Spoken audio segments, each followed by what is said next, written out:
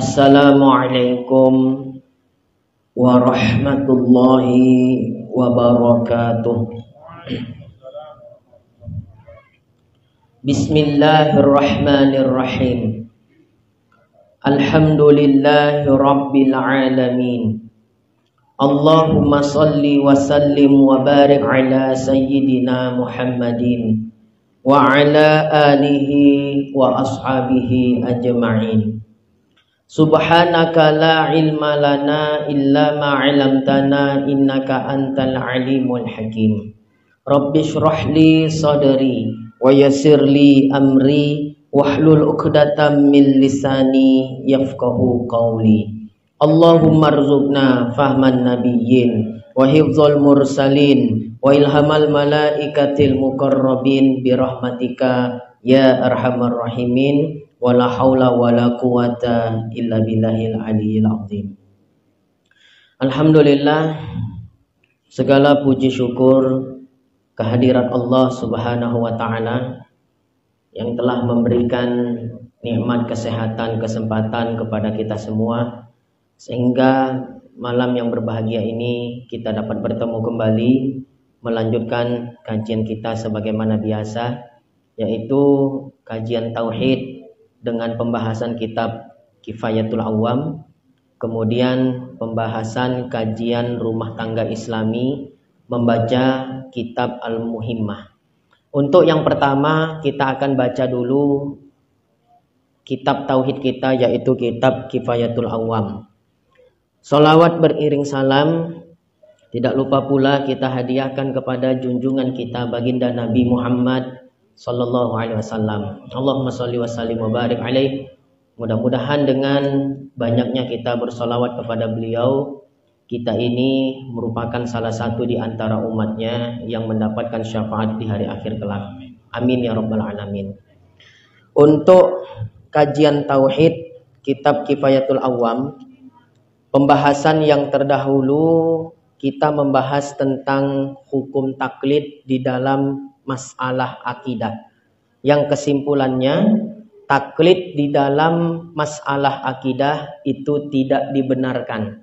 Bahkan status dari keimanan orang yang taklid di dalam permasalahan akidah, keimanan orang tersebut masih diperdebatkan oleh ulama. Sebahagian ulama menganggap orang yang taklid di dalam masalah akidah adalah kafir. Pendapat yang muktamad, yang kuat, yang sahih, bahwa orang yang taklid di dalam masalah akidah tidak sampai kafir, tapi dia tetap dia mukmin, dia beriman, akan tetapi dia mukmin asi, orang beriman yang senantiasa berdosa. Artinya mau nggak mau, sadar nggak sadar, wajib belajar ilmu tauhid supaya tidak menjadi muqallid, orang yang taklid di dalam permasalahan akidah. Itu pembahasan kita yang lalu. Sekarang kita masuk pembahasan dari inti daripada kitab Kifayatul Awam, Muqaddimatun. Latin halaman berapa tadi Pak Isa?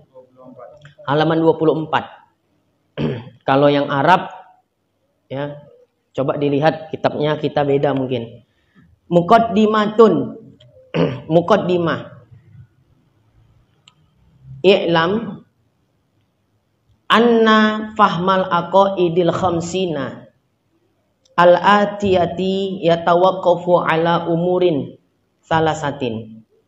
Ketahuilah olehmu bahwa memahami akidah yang 50 al-atiyah yang akan datang pembahasannya yatawaqqafu ala umurin salasatin, bergantung ia kepada 3 perkara.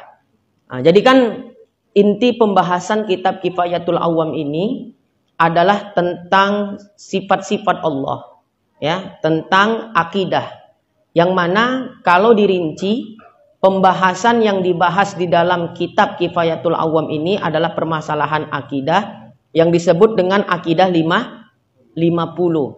Apa itu akidah 50? Mempelajari sifat wajib bagi Allah 20 sifat. Sifat mustahil bagi Allah 20 sifat. 1 sifat jaiz bagi Allah. Itu jumlahnya 41. Kemudian sifat wajib bagi Rasul, ya, 4. Mustahil bagi Rasul, 4. 1 sifat jaiz bagi Rasul, 9. 41 ditambah 9 jumlahnya 50. Ini disebut dengan aqaidul khams, ya, disebut dengan aqaidul khamsin, yaitu akidah yang 50. Nah, pembahasan yang disebut dengan pembahasan akidah 50, nah itu tidak keluar dari 3 perkara. Ya, itulah yang disebut al-wajibu wal mustahilu wal jaizu. Jadi 50 akidah. Ya, 50 akidah tuh, ya, tidak terlepas atau bergantung pembahasan akidah yang 50 kepada 3 perkara saja. Wajib, mustahil, jaiz. Jadi kalau ada yang mengatakan belajar tauhid itu susah, sulit, saya nggak sependapat. Orang cuma 3-nya, wajib, mustahil, jaiz. Udah kan itu dia. Ya, cuma furuk-furuknya ini kadang, ya, cabang-cabang masalahnya kadang yang butuh pembahasan yang lebih detail. Jadi ini kan masih muqaddimah nih ceritanya nih, ya, karena di kitab disebut muqaddimatun, ya, masih pembuka. Jadi sebelum kita masuk pembahasan tauhid yang lebih dalam, ya, rubah cara pandang kita, cara berpikir kita tentang ilmu tauhid. Yang katanya sifat 20 itu sulit, yang katanya sifat 20 itu rumit, buang itu jauh-jauh. Karena bicara tentang aqaidul iman yang 50, itu cuma 3-nya. Wajib, mustahil, jaiz. 3 ini sama kayak belajar nahwu shorob. Kata orang payah belajar nahwu shorob. Nahwu shorob itu nggak lepas dari fi'il, huruf, isim. Isim, fi'il, huruf. Udah. Itulah dia. 3 juga. Ya, 3 induknya kan gitu kan. Artinya ini masih muqaddimah, ya, seolah-olah si penyusun kitab memberikan isyarat kepada kita, ini pembahasan tauhid bukanlah pembahasan yang rumit, ya. Kenapa? Karena, ya, bahasan tauhid itu nggak lepas dari 3 saja, ya, wajib, mustahil, jaiz. Masa 3 pun tak dapat, bini pun kadang lebih 3 bisa, ya kan, ngaji wajib, mustahil, jaiz 3 pun tak dapat. Itu dia. Jadi itu yang pertama, bahwa pembahasan akidah itu tidak terlepas dari 3 perkara saja. Al-wajibu wal mustahilu wal jaizu. Wajib, mustahil, jaiz. Nah, di syarahnya, ya, di sini tartibnya di dalam kitab yang kita baca, umurin salasatin, 3 perkara. Al-wajibu, wajib yang urutan pertama. Wal mustahilu, urutan yang kedua. Wal jaizu, jaiz urutan yang ketiga. Tartib susunan seperti ini sudah lumrah kita temukan di berbagai kitab-kitab tauhid. Wajib yang pertama, mustahil yang kedua, jaiz yang ketiga. Ya, ini udah lumrah. Nah, ada di sebahagian kitab yang lain tartibnya bukan seperti ini. Wajib, jaiz, mustahil yang terakhir. Karena wajib itu sesuatu yang pasti ada. Jaiz itu sesuatu yang ada dan tiada. Bisa ada, bisa tiada. Mustahil yang memang sama sekali nggak ada. Ya, nah kalau dibandingkan jaiz dengan mustahil, mana yang lebih tinggi kalau begitu? Jaiz, karena ada kemungkinan ada. Kan itu. Kalau mustahil sama sekali tidak ada. Maka secara tartib akli, di sebahagian kitab tauhid yang lain, susunannya tidak seperti di sini. Ya, kalau di sini wajib, mustahil, jaiz. Ini susunan yang lumrah kita temukan di berbagai kitab-kitab tauhid. Tapi ada kitab-kitab yang tinggi seperti Hasiat Dasuqi, itu tartibnya bukan gini. Ya, Tuhfatul Murid, coba ya Jauhir Tauhid nanti dicek ya.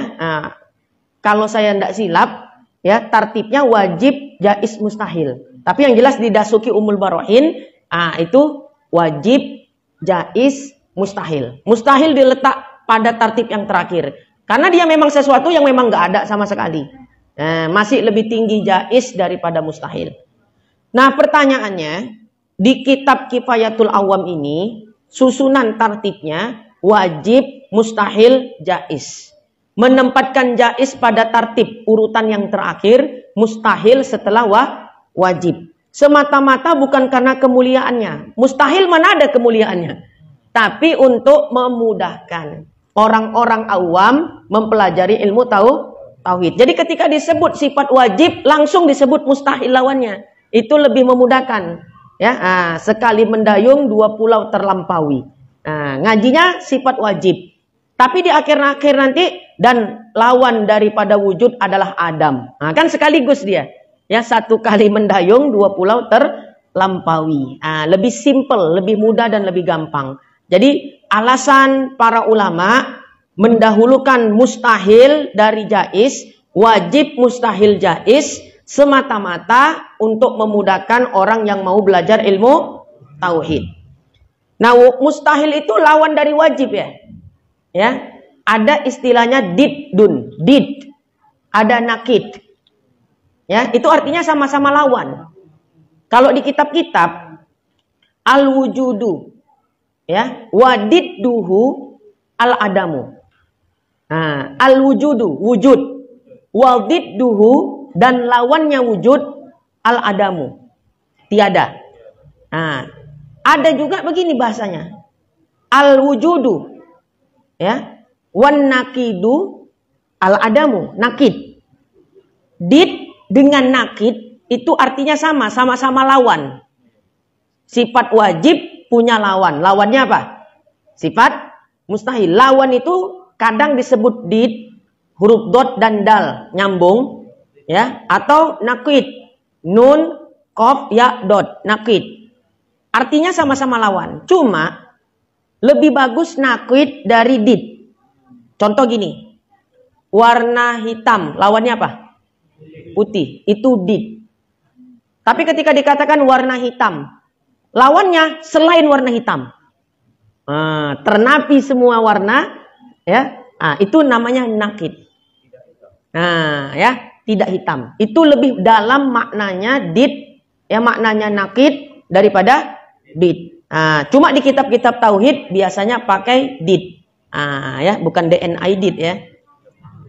Aidid itu marga habaib itu loh. Ya, did. Habaib itu, juriyah itu, marga Arab. Tapi bukan dia juriyah Rasul. Juriyah Rasul kok PKI enggak tuh. Kebetulan dia orang kita biasa, diasuh ayah angkatnya itu habaib. Jadi dia mendapat gelar aidid karena diasuh oleh ayah angkatnya, ya, habaib yang bermarga aidid. Makanya sempat dihilangkan itu marga aidid di Indonesia karena takut. Ya, zaman-zaman dulu, ya, karena pentolannya komunis, aidid. Ya, jadi setiap orang yang di belakangnya menyandang marga aidid, ya, itu nggak berani pakai gelar aidid itu. Nanti ditangkap sama pejabat ya, pemerintah, ya, dituduh sebagai komunis. Jadi itu kalau sejarah kita lihat, marganya habaib itu banyak di Indonesia. Ada Asegaf, Al-Haddad, termasuk salah satunya adalah, ya, Al-Aidid. Ya, jadi itu marga habaib. Ya, cuma nggak dipakai waktu masa memanasnya komunis. Jadi setiap ada yang pakai aidid ditangkap, dituduh sebagai dengkot daripada komunis PKI. Cuma aidid itu bukan habaib. Kebetulan karena dia diasuh ayah angkatnya habaib yang bermarga aidid, dinisbahkanlah nama dia, ya, pakai aidid juga. Tapi seperti itu sejarahnya. Habaib kok PKI gitu ya. Ada kemarin yang bilang, itu seperti itu dia. Itu sejarah, ya. Sejarah. Kenapa pula ke aidid pula, ya? Did tadi, ya. Did dan nakid. Jadi hitam lawannya apa? Putih. Itu did. Ya. Hitam lawannya selain warna hitam. Jadi yang ternafi di situ bukan putih aja. Semua warna selain hitam ternafi. Itu namanya nakid. Jadi nakid lebih bagus dari did. Jadi belajar tauhid itu tidak sulit. Kenapa? Karena tauhid itu semuanya kembali kepada 3 perkara. Wajib, mustahil, jaiz. Boleh juga disebut wajib, jaiz, mustahil. Ya, boleh. Ya, kalau ini kan wajib, mustahil, jaiz. Boleh juga wajib, jaiz, mustahil. Dua-duanya boleh. Ya, yang jelas sifat Allah tak dapat disusun-susun. Ya, ini adalah tartib akli namanya, tartib secara akal. Fal wajibu, maka wajib huwallazi la yatasawwaru. Nah, ini boleh dibaca dua dia nih. Ya, dua model. Boleh dibaca la yutasawwaru. Boleh dibaca dengan ya fathah yatasawwaru. Kalau dibaca dengan dhammah ya yutasawwaru. Iya-nya itu ya fokusnya. La yutasawwaru dengan dhammah itu kalau di i'rab jadinya mabni lil maf'ul. Ya, yutasawwaru. Nah, artinya jadi la yudriku. Saya ulang sekali lagi. Kalau dibaca dhammah yutasawwaru, ya-nya. La yutasawwaru. Ya, ya-nya dibaca dhammah. Nah, itu menjadikan mabni lil maf'ul namanya. Sudah? Nah, kalau dibaca dengan dhammah yutasawwaru, maka maknanya la yudriku. Ya, la yudriku. Maknanya tidak didapatkan. Nah, kalau dibaca fathah la yatasawwaru. Nah, la yatasawwaru. Beda apa sama tadi dengan yang pertama? Beda. Yang pertama dhammah yu tasawwaru, yang kedua fathah ya tasawwaru, dijadikan mabni lil fa'il. Kalau dhammah mabni lil maf'ul. Kalau fathah mabni lil fa'il. Jadi maknanya kalau dijadikan mabni lil fa'il dibaca dengan fathah yatasawwaru, maknanya adalah la yumkinu. Nah, jadi supaya paham, nanti bacanya huwallazi la yutasawwaru dengan dhammah, tapi diartikannya dengan la yumkinu. Dan wajib adalah sesuatu yang tidak mungkin. Padahal bacanya yutasawwaru. Harusnya bermakna la yudriku. Dan wajib adalah ya sesuatu yang tidak didapatkan. Nah, karena bacanya dengan dhammah ya yutasawwaru. Tapi ketika dibaca dengan fathah yatasawwaru dan adalah wajib itu sesuatu yang tidak mungkin pada akal kalau dibaca fathah. Nah, kebanyakan orang membaca dengan qiraat dhammah ya yutasawwaru. Nah, karena menurut ulama nahwu ya dikembalikan kepada baris dhammah itu lebih afdol dari segala baris. Jadi kalau ditanya baris yang paling afdol itu apa? Dhammah. Ya, menurut para ahli nahwu kan ada dhammah, ya, kemudian ada kasroh, ada fathah, ada sukun. Ya kan 4 itu aja gitu kan? Yang paling afdol mana? Menurut ahli nahwu adalah dhammah. Baris dhammah. Makanya kebanyakan itu di Latin dhammah apa fathah? Dhammah kan? Fathah. Dhammah kan yang di Latin. La yutasawwaru. Ya, padahal ada dua opsi situ. Boleh dibaca yatasawwaru, boleh yutasawwaru. Tapi di kitab yang Latin pun dibariskan dengan dhammah, yutasawwaru. Ya, bukan tidak ada alasannya. Alasannya ada. Karena baris yang paling afdol, yang paling utama ya itu adalah baris dhammah dibanding dengan baris-baris yang lainnya menurut ahli nahwu. Wallazi la yutasawwaru. Wajib adalah sesuatu yang tidak didapatkan. Nah, gitu terjemahannya. Karena dibaca yutasawwaru. Fil akli, pada akal, adamuhu, ketiadaannya. Ai la yasdukul aklu bi adamihi. Yaitu tidak membenarkan akal ya dengan ketiadaannya. Nah, jadi itu definisi wajib. Wajib huwallazi la yutasawwaru fil akli adamuhu ay la yasdukul aklu bi adamihi. Nah, biasanya kalau yang dia hafal pendek aja. Huwallazi la yutasawwaru fil akli adamuhu. Nah, biasa sampai situ aja ya kalau yang mau dihafal.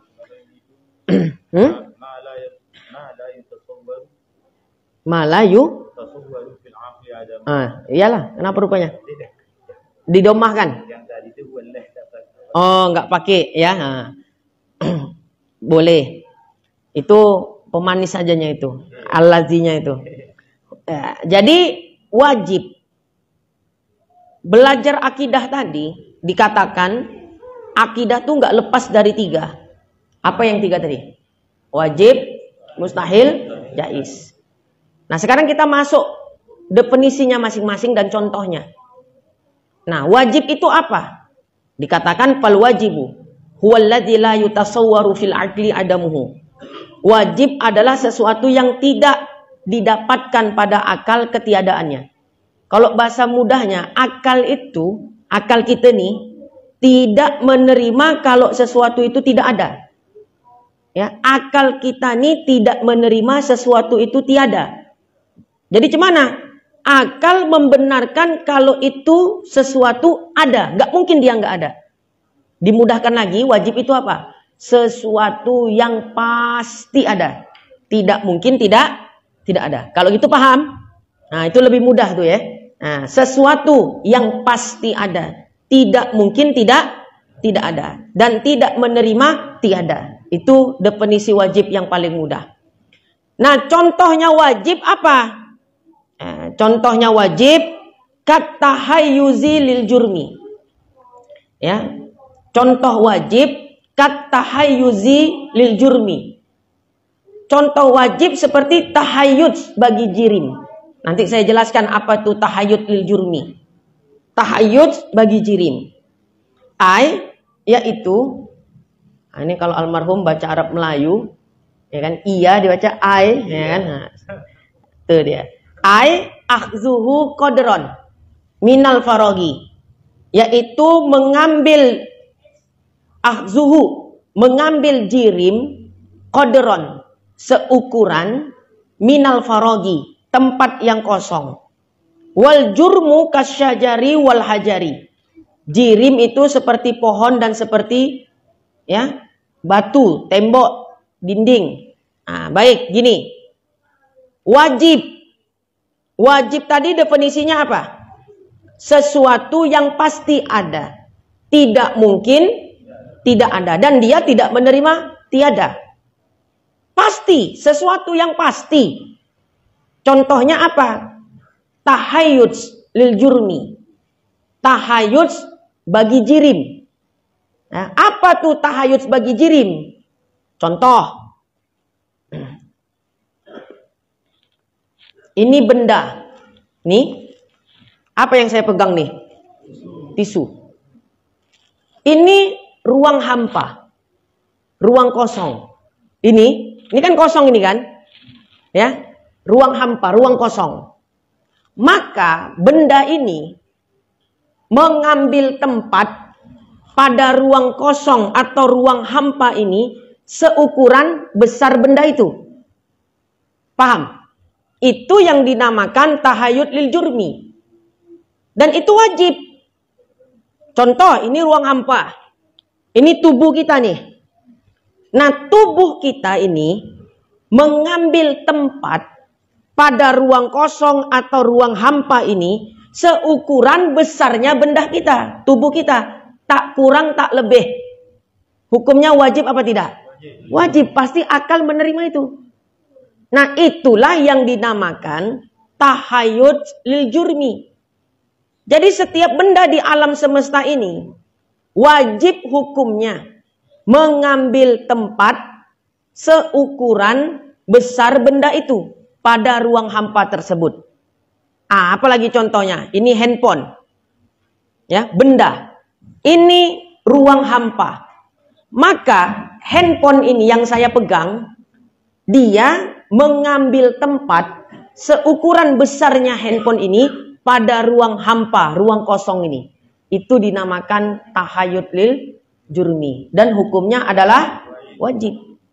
Tidak lebih, tidak kurang. Seukuran benda itulah dia mengambil lapang, mengambil tempat ya pada ruang hampa. Semuanya.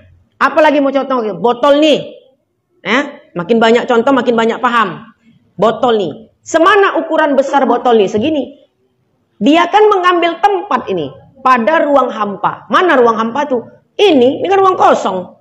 Ya, ruang kosong ini ruang hampa.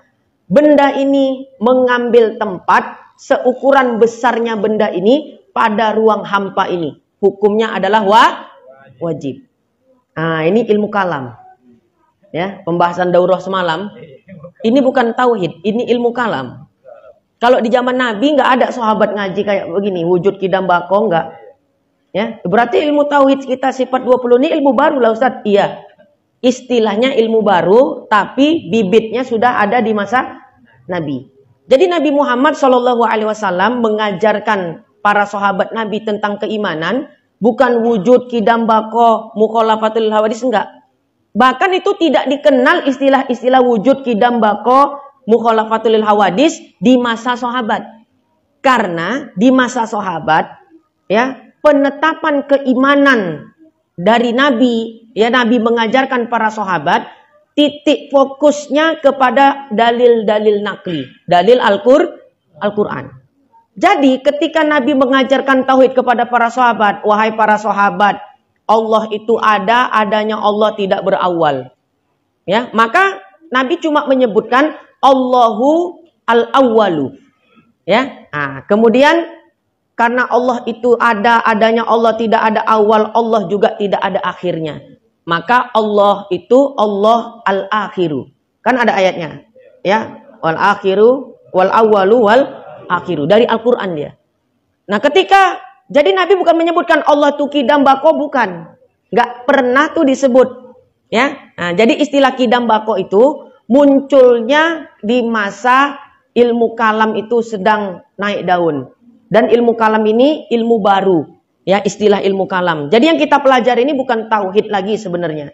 Tapi yang kita pelajari adalah tahap ilmu kalam. Jadi tahayud lil jurmi, istilah begitu belum ada pembahasan itu di masa Nabi. Paham ya? Itu muncul setelah bangkitnya ilmu kalam di masa abad 3 Hijriah ke atas. Makanya kalau ada yang bilang jangan belajar wujud kidam bako, ya, sifat 20. Nabi nggak pernah mengajarkan itu kepada para sahabat. Jangan awak marah. Ya, benar itu yang dikatakan orang itu. Nabi nggak pernah mengajarkan wujud kidam bako kepada para sahabat. Jadi tauhid kita ini salah lah Ustaz. Tidak. Ya, kita menyebutnya sekarang wujud, kemudian kidam, kemudian bako. Itu istilah di kita. Tapi sebetulnya maknanya sama dengan al-awwalu wal akhiru.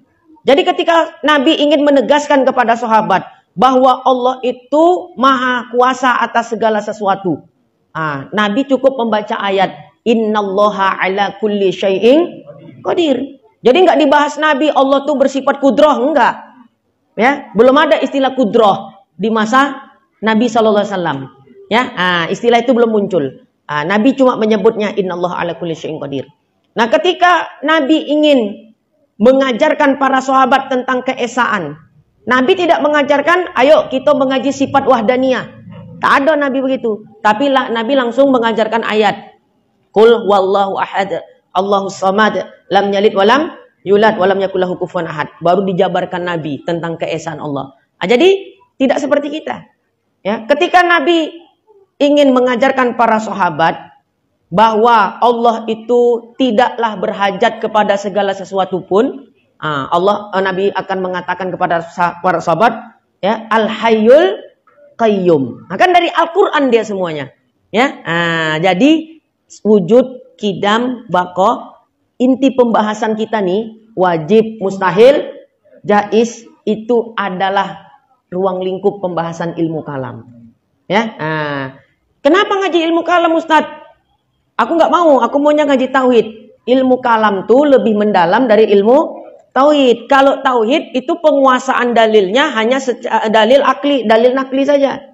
Ya, kalau ilmu tauhid, saya katakan sekali lagi, penguasaan dalilnya hanya terbatas kepada dalil Al-Quran dan hadis yang kita sebut dengan dalil nakli. Tapi kalau sudah masuk tahap ilmu kalam, maka titik berat pembahasannya bukan hanya kepada dalil nakli, tapi juga kepada dalil akli. Dan sekarang tauhid itu lebih umum lawan bicara kita orang yang tidak beriman. Jadi kalau kita mendahulukan dalil Al-Quran dan hadis, misalnya kita katakan Allah itu Esa, Esa itu satu. Kita baca ayat Al-Quran begini-begini, dia nggak akan menerima. Orang kafir itu nggak akan menerima. Kenapa? Karena orang kafir belum beriman kepada Quran. Tapi ketika kita pakai dalil akli, ya, begini, masuk di akal mereka, itu bisa cepat mendatangkan hidayah untuk mereka. Nah, seperti itu dia. Jadi kita nih ngaji tauhid apa ngaji ilmu kalam nih? Nah, sebetulnya kita mengaji ilmu kalam, ya, bukan ilmu tauhid. Di mana letak bedanya tadi? Kalau ilmu tauhid titik berat pembahasan terbatas kepada dalil nakli.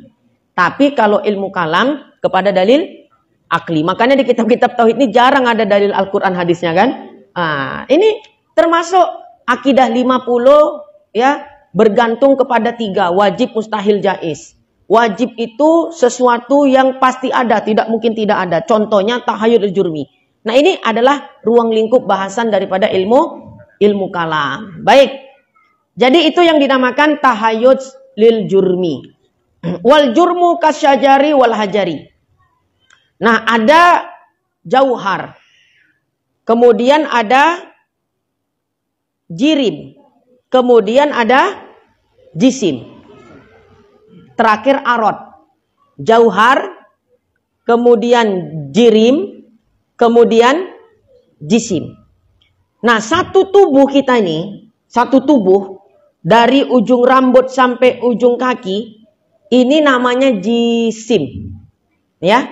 Nah, satu tubuh dari ujung rambut sampai ujung kaki itu dinamakan jisim.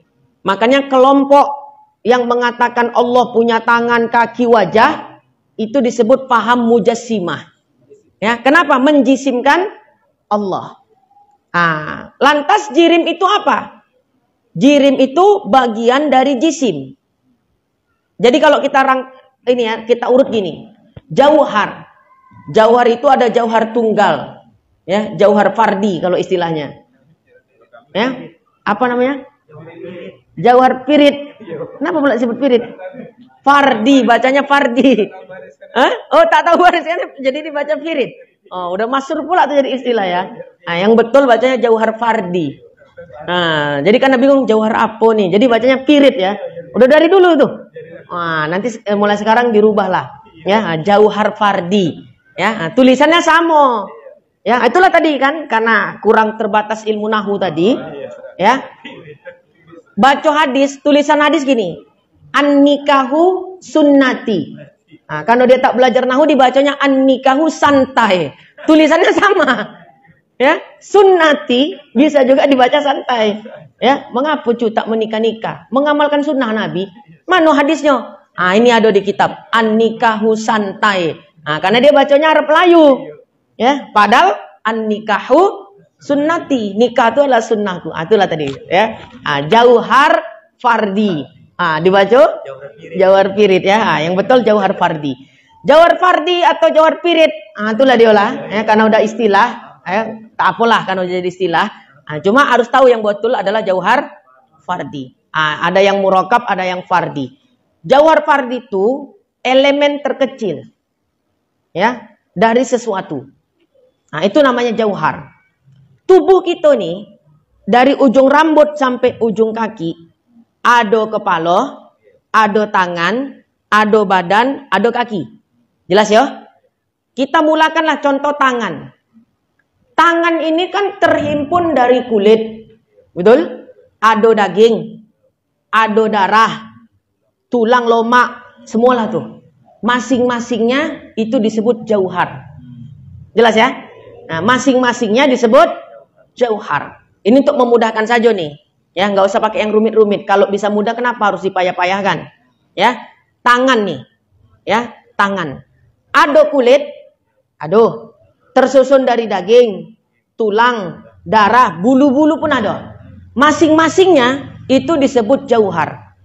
Kulit jauhar, daging jauhar, darah jauhar.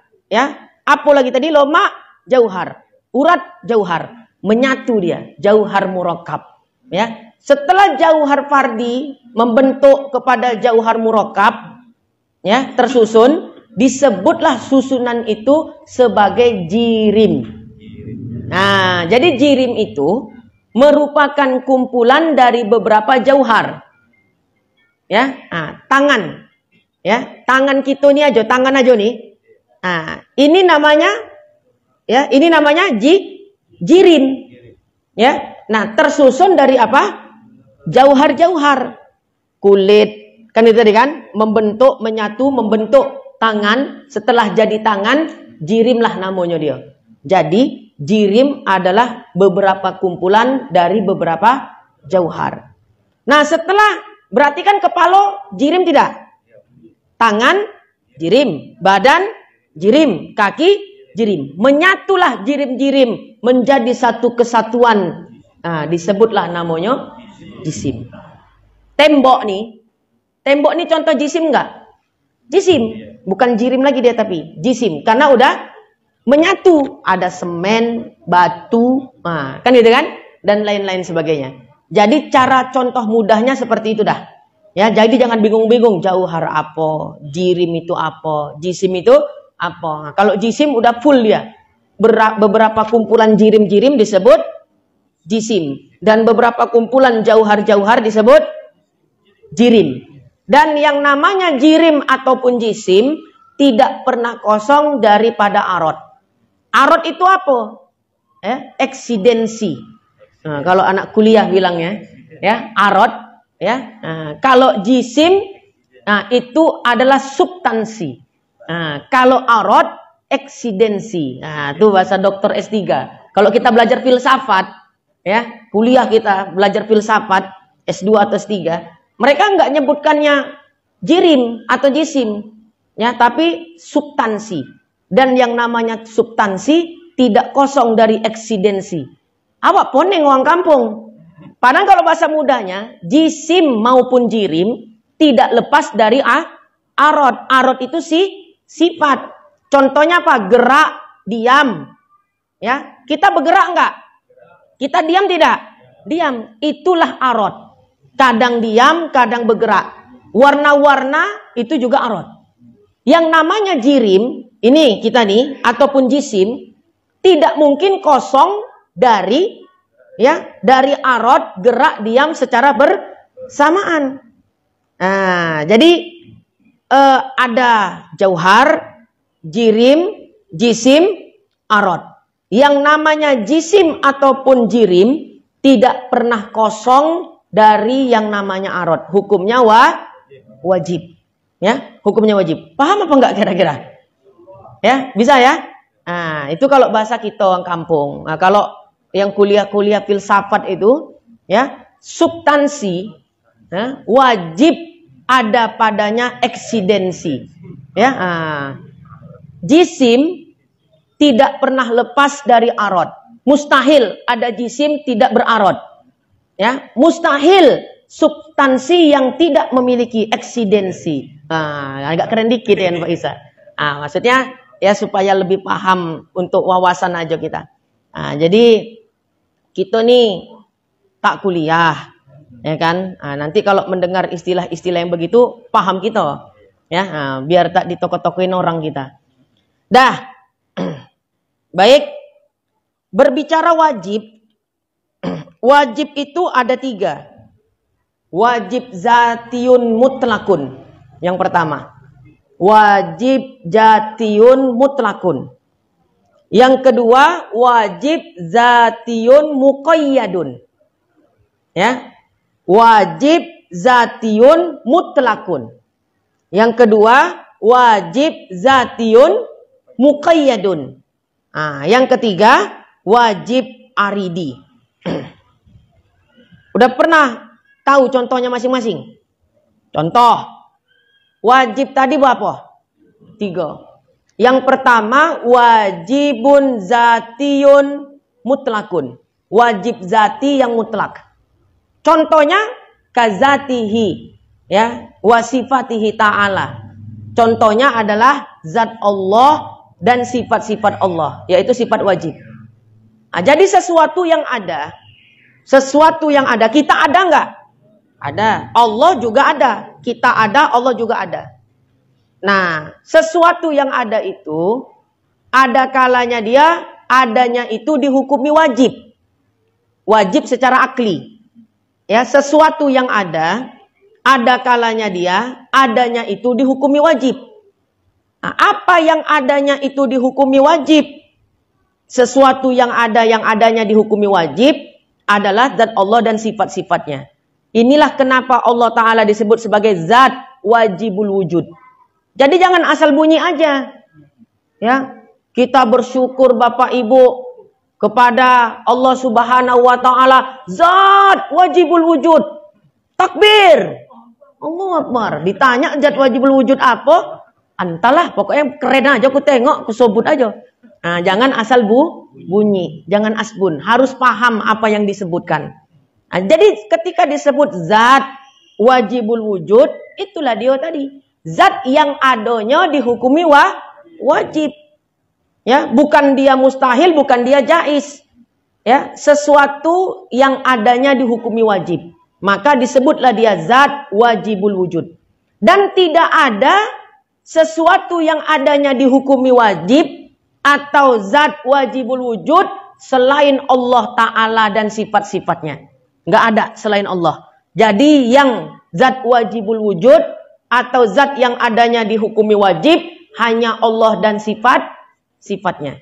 Kalau ada selain Allah dikatakan juga zat wajibul wujud, maka akan dipahami Tuhan ada dua. Ya, ada Tuhan selain Allah dan itu nggak mungkin. Maka menurut ahli ilmu kalam, zat yang wajibul wujud itu hanya Allah dan sifat-sifatnya. Tidak didapati selain Allah yang adanya itu dihukumi wajib, wajibnya itu wajibul wujud atau zatiyun mutlakun. Wajibun zatiyun mutlakun. Jadi wajib itu 3. Yang pertama, wajib zatiun mutlakun. Wajib zat yang bersifat mutlak. Contohnya itulah zat Allah dan sifat-sifatnya. Mutlak wajib. Nah, ya. Kedua, ya, zatiun muqayyadun. Wajib zati yang muqayyadun. Muqayyad itu kalau bahasa kita terikat. Contohnya tadi, tahayyuz lil jurmi. Jirim mengambil lapang pada ruang hampa, ruang kosong. Tidak akan dikatakan jirim itu tahayyuz, ya, kalau tidak ada ruang hampanya. Berarti wajib tahayyuz lil jurmi selagi ada ruang hampanya dan juga ada jirimnya. Ada ruang hampa, jirimnya tak ada, nggak bisa dikatakan tahayyuz lil jurmi. Tahayyuz lil jurmi tadi wajib apa tidak? Wajib kan, suatu benda mengambil lapang, suatu benda mengambil tempat seukuran benda itu wajib tadi kan? Wajib. Nah itu nggak akan bisa terlaksana kalau di antara keduanya tidak saling memiliki. Ada ruang hampanya, tapi jirim bendanya nggak ada. Maka nggak jadilah tahayyuz lil jurmi. Dan ada benda tapi nggak ada ruang hampa, nggak mungkin. Kan gitu kan? Itu contoh mustahil. Jadi ketika dicontohkan contoh wajib adalah tahayyuz lil jurmi, maka kita dapat memahami ini adalah wajib zati muqayyad. Ya, yang saling terikat. Jirim terikat kepada ya tahayyuz, ya, terikat kepada jirim, jirim terikat kepada tahayyuz. Ah, itu dia, saling melengkapi dia. Ah, itu contohnya wajib, nggak mungkin benda tidak mengambil tempat pada ruang kosong. Ya. Ayo dah, itu lebih mudah. Ya. Jirim terikat kepada, ya, apa tadi bahasa gimana?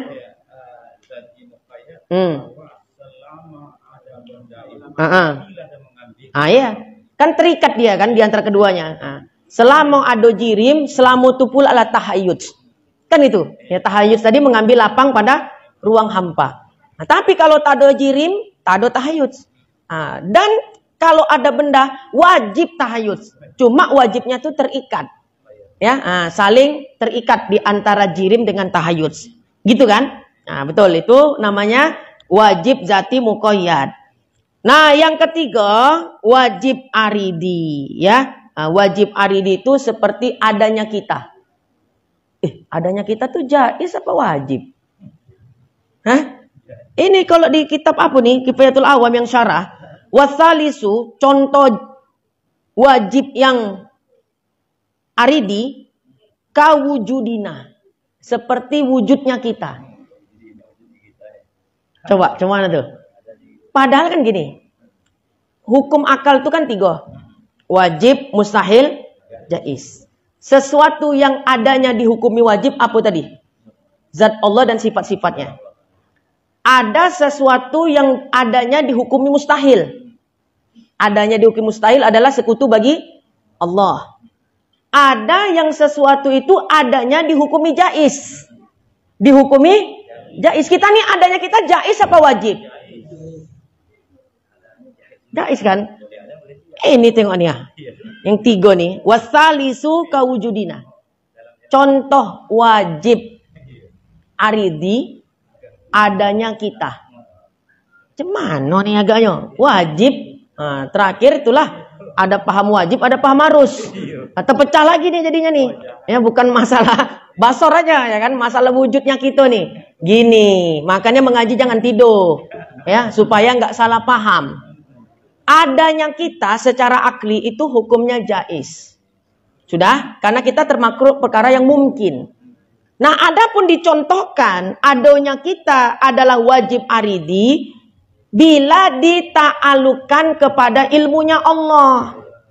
Jadi sebelum Allah menciptakan kita, kita belum ada. Dengan ilmunya Allah yang inkishaf itu, Allah sudah tahu kalau kita pasti bakal ada. Lahirnya tahun sekian. Setelah tiba masanya, wujudlah kita dari tiada menjadi ada. Itu hukumnya wajib aridi. Bila dita'alukan kepada ilmunya Allah. Nah, ini bingung juga di kitab nih. Mana yang betul nih? Jangan menyalah pula kitab nih kan gitu kan. Kok wajib pula? Itu wajib aridi itu contohnya. Ya, wajibnya kita pada suatu waktu bila dita'alukan pada ilmunya Allah Subhanahu wa taala. Jadi begitulah Allah taala. Ya, kita mengetahui sesuatu bila sesuatu sudah terjadi. Dah? Gitu kan? Tapi Allah Ta'ala mengetahui segala sesuatu bahkan sebelum sesuatu itu diciptakan. Nah, siapa yang bisa menandingi ilmu Allah Ta'ala? Ya, makanya minta ilmunya sama Allah Ta'ala. Biar dikasih tahu sesuatu yang orang nggak tahu. Nah, itu dia ya. Nah, jadi pelajari ilmunya Allah supaya diberikan ilham oleh Allah Ta'ala mengetahui sesuatu yang orang belum tahu. Nah, itu dia. Baik. Dah. Kita lanjut. Ini definisi aja tak borat-borat kali. Ya kan? Nah, cuma nggak bisa kita lewat. Ini sebetulnya udah pahamnya kita nih. Cuma tak bisa dikelang-kelang. Ya, supaya ngambil berkah. Ya kan? Setiap kitab itu ada dia. Beda-bedanya dia. Fa iza qala laka syahsun. Maka apabila ada orang bertanya kepadamu. Inna syajarata. Sesungguhnya pohon lam takhus mahallan minal ardi masalan. Ya, bahwa pohon tidaklah mengambil tempat di bumi seumpamanya. La yasduku akluka bidzalik. Ya, tentu akalmu itu tidak akan membenarkan akan yang demikian itu. Ada orang, ini kan tadi tahayuts lil jurmi, hukumnya wajib apa tidak? Wajib. Tiba-tiba ada yang mengingkari, oh nggak ada tuh, tidak wajib. Sama artinya, kalau ada orang ngomong, ya orang bicara, sebuah pohon tidak mengambil tempat di atas bumi. Rata-rata aku tengok pohon di bumi semua. Akal tidak membenarkan, gitu maksudnya. Ya, jadi pohon pasti mengambil tempat di tanah, di bumi. Seperti itu. Itu hukumnya adalah wajib. Jadi kalau ada yang mengingkari tahayut lil jurmi, berarti dia mengingkari perkara yang wajib. Jadi kalau mencontohkan yang wajib, ya biasanya di kitab-kitab tauhid contohnya itu diambil dari tahayut lil jurmi. Yaitu wajib zati muqayyad. Ya, kenapa enggak langsung contohnya sifat-sifat Allah, Ustaz? Itu kan wajib jati yang mutlak, contoh wajib juga. Kenapa enggak itu contohnya? Alasan para ulama ketika membahas definisi wajib, memasukkan contoh wajib bukan dengan sifat-sifat Allah, tapi dengan tahayut lil jurmi, karena sifat Allah nanti ada pembahasan khususnya. Bukan di sini contohnya. Jadi coba nanti Pak Isa buka kitab Sirajul Huda atau kitab apa, ketika mendefinisikan apa itu wajib, pasti contohnya tahayud lil jurmi. Ya, padahal zat dan sifat Allah itu contoh wajib yang mutlak. Kenapa enggak itu diambil contohnya ketika mendefinisikan wajib? Nah, karena nanti itu mau dibahas. Itulah inti pembahasan tauhid itu. Jadi jangan sekarang bahasnya gitu loh. Jadi saya kasihkan contoh aja. Contohnya tahayud lil jurmi. Nah, itu adalah fannya ilmu kalam. Udah? Paham tidak? Nah, insyaallah kita baca lagi ya. Nah, nanti baru kita lanjut sikit kitab Muhimmah. Biar titik nih. Li'anna akhzaha mahallan. Karena bahwasanya mengambil pohon itu akan suatu tempat wajib, hukumnya adalah wajib. La yasdukul aqlu bi adamihi, dan tidak membenarkan akal ketiadaannya. Tahayud lil jurmi itu wajib, akal tidak menerima, ya, tidak membenarkan akal kalau jirim tidak mengambil lapang, mengambil tempat pada ruang hampa, ya. Nah, itu contohnya wajib.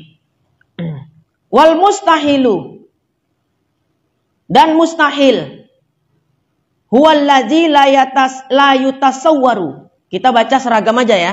Karena di awal tadi sudah kita baca yutasawwaru yang bermakna la yudriku, ya. Maka dibaca seterusnya dengan dhammah. Wal mustahilu huwallazi la yutasawwaru. Mustahil adalah sesuatu yang tidak didapatkan fil akli pada akal wujudnya, wujudnya. Nah, mustahil ini kebalikan dari wajib. Wajib itu sesuatu yang pasti ada. Kalau mustahil sesuatu yang tidak mungkin ada. Selama-lamanya dia tidak akan ada. Aila yasdukul aklu bi wujudihi, yaitu tidak membenarkan akal bagi wujudnya. Fa iza qala qail, ya. Maka apabila ditanya orang, innal jurmal fulaniyah, sesungguhnya jirim fulani kholin, kosong, anil harokati wasukuni ma'an, kosong dari bergerak dan diam secara bersamaan. La yasduku akluka bizalik, ya, tentu tidak membenarkan akalmu akan yang demikian itu. Li'anna khuluwahu anil harokati wasukuni mustahilun, karena bahwasanya jirim kosong, jirim dari diam, ya, dari bergerak dan diam secara bersamaan adalah mustahil. La yasdukul aklu bi wuku'ihi wa wujudihi. Nah, contoh mustahil, ya, ketika ada, bisa juga contoh wajib gini. Jirim tidak akan lepas dari yang namanya arad. Wajib enggak tadi? Setiap jisim jirim pasti, ya, memiliki arad, enggak akan terlepas jisim dari arad.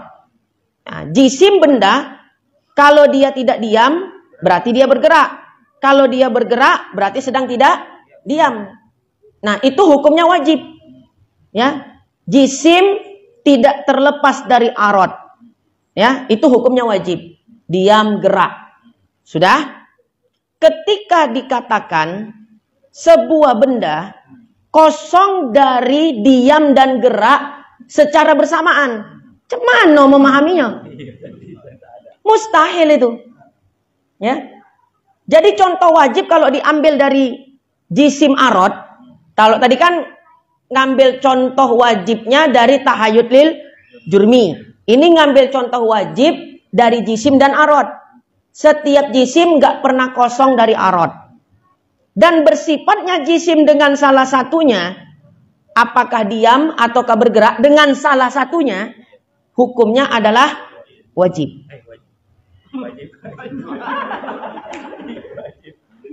Hah?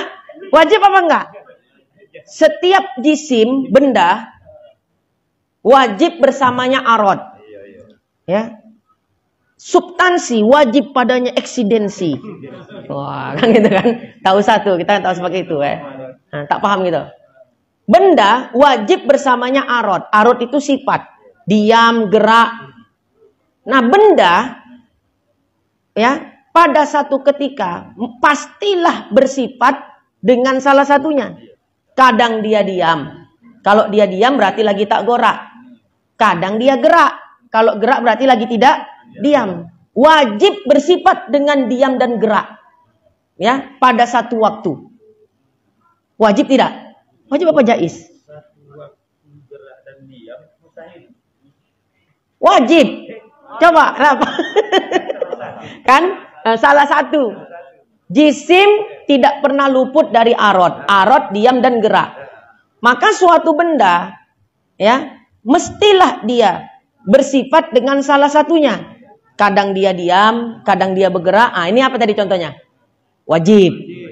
Dah, kemudian ya, ketika dikatakan benda kosong dari keduanya secara bersamaan. Mustahil. Atau benda bersifat dengan keduanya secara bersamaan. Mustahil. Nggak mungkin. Cemano agaknya tuh memahami. Kan gitu kan? Bersamaan, berlaku bersamaan tak mungkin. Ternapi keduanya bersamaan juga tak mungkin. Itu contoh mustahil dari sisi yang lain. Ini contoh yang di sini nih ya, contoh mustahil. Kenapa nggak diterima akal? Suatu benda bersifat dengan keduanya, diam dan gerak secara bersamaan. Nggak mungkin terjadi. Atau tidak diterima akal, suatu benda kosong daripada keduanya secara bersamaan. Cemano memahaminya tuh? Kan tak mungkin, mustahil. Jadi contohnya wajib apa tadi? Benda tuh bersifat dengan salah satunya. Apakah diam ataukah dia bergerak. Jadi mau ngambil contoh wajib itu banyak. Nah, sebagaimana wajib itu kan ada 3 tadi. Wajib zatiun mutlakun, maka mustahil juga demikian. Ya, mustahil ya, ada yang mustahil zatiun mutlakun. Apa contohnya? Sekutu bagi Allah Ta'ala. Adanya anak dan istri bagi Allah Ta'ala itu adalah suatu perkara yang mustahil. Digolongkan mustahil zatiun mutlakun. Selama-lamanya nggak akan pernah ada. Nah, ada juga mustahil zatiun muqayyadun. Seperti contoh ini. Ya, yang di kitab ini. Kosongnya. Apa namanya? Jisim atau jirim. Kosong dari gerak diam secara bersamaan itu mustahil ya, zatiun muqayyadun. Kemudian demikian juga ada dia mustahil aridi ya, bahwa wujudnya kita tidak sesuai dengan apa yang dita'alluqkan pada ilmu Allah sebelum adanya kita. Gitu dia, kebalikan yang dia jadikan. Itu dia mustahil aridi. Dan cukuplah barangkali ya untuk yang tauhid.